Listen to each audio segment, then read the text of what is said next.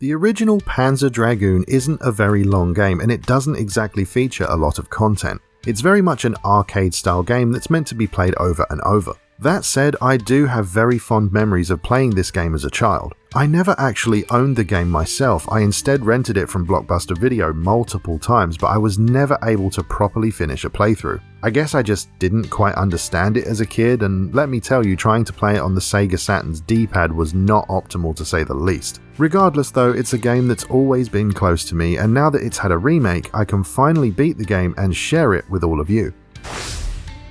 So if you told me that you had absolutely no idea what this game is or what it's about, I wouldn't be surprised. It was originally released in 1995 on the Sega Saturn, a console that I owned on day one when I was only 7 years old. In fact, the Sega Saturn console released in the same year as this game, and if I'm not mistaken, I believe Panzer Dragoon was actually a launch title for the system in the US. It wasn't a game that I picked up on day one, as I live in the UK, so I ended up with Virtua Fighter and Clockwork Knight, both of which I like by the way. Panzer Dragoon itself is a very simple and short on-rail shooter. The game contains 6 levels, and while they all look very pretty, they can all be completed in about 5 or 6 minutes. You only have 2 attacks, which are a rapid-fire shot and a multi-lock-on laser. There's no leveling up and nothing to collect, you just fly through the stages, shooting the enemies, and then you defeat a boss at the end of each level. You have a single health bar, and you can swing the camera around to shoot the incoming enemies from any direction, and in terms of gameplay, that's literally about it. The game does have a story and some lore that ties into the various games that came after it. Just in case you do decide to pick the game up, I don't want to spoil too much of the lore for you, so I'll just give you the basic setup.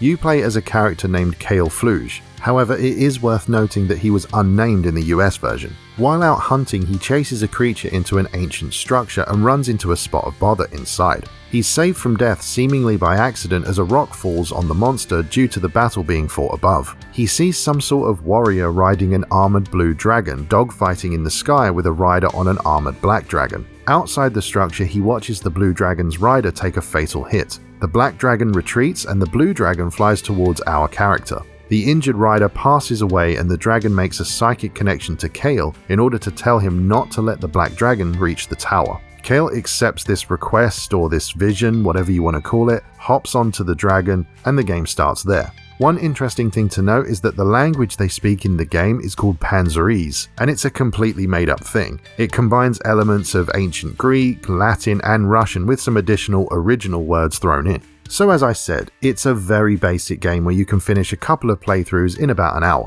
I do love the game, but I'm aware that it's a very nostalgic love, if you know what I mean. I'm well aware that it doesn't really hold up by today's standards. I mean, it works well, it looks nice, but it's very light on actual content. The thing is though, I got this for £2 in a PSN sale recently, which is about $2.50 I think, and for that price, I was more than happy to own this digitally and finally beat it a few times over. So why would I put this in a recommendation video? Well, my thinking was that if you liked the idea of it and wanted something kind of short that you could just play randomly, you know, in between other things, you could put this on your wish list and then buy it when it goes on sale for pennies like I did. I suppose you could call this a recommendation with a caveat. I was playing this on PS5, but you can get it on pretty much every other platform as well, including the Nintendo Switch. And one thing I do want to show you is how much of a remake this actually is. So what you're seeing here is the first level of the game, the Sunken City. I do actually think it looks pretty nice, but now let's look at a screenshot from the original game and there you can see the difference. It's so funny because the way the remake looks right now is how I remember the original in my head. It's so weird how we do that. You always think these older games look great and they really didn't. But yeah, it's just one of those things that people do, I guess. It would have been cool if it had the option to switch between the old and new version like in the Halo Anniversary games, but sadly that option isn't present. To be fair, considering how the Sega Saturn was made and the incredibly complicated system and parts that it used, it's a wonder that it ever played anything. I love the Saturn, I really do, but I swear it was held together with chewing gum and paper clips, that thing. I think the games only ran due to the sheer collective will of everyone at Sega. But yeah, I really like the game, and while short, I do think it's fun to play and the graphical upgrades look very nice in my opinion. Just flying around and blasting stuff is relatively enjoyable, and I think the game works as a nice palate cleanser in between other bigger titles. At the time of recording, I've just finished playing a game that I got early for review, and I played this in between long sessions of that game, which did help to break things up. To be honest, I'd love to hear any and all stories you guys might have related to the Sega Saturn. I mean, did you own one? What games did you own? All that good stuff, let me know in the comments down below. In my opinion, Panzer Dragoon Remake is a fun, classic rail shooter that's been brought back to life for one more flight. Yes, it is absolutely lacking in content and it's unlikely to hold most people's attention past a few hours, but if you can get it for a few quid or a couple of bucks, I'd say pick it up. It's got some nice visuals, it plays rather well, and it's good for those times when you just want to play something but don't want to commit much time to something bigger.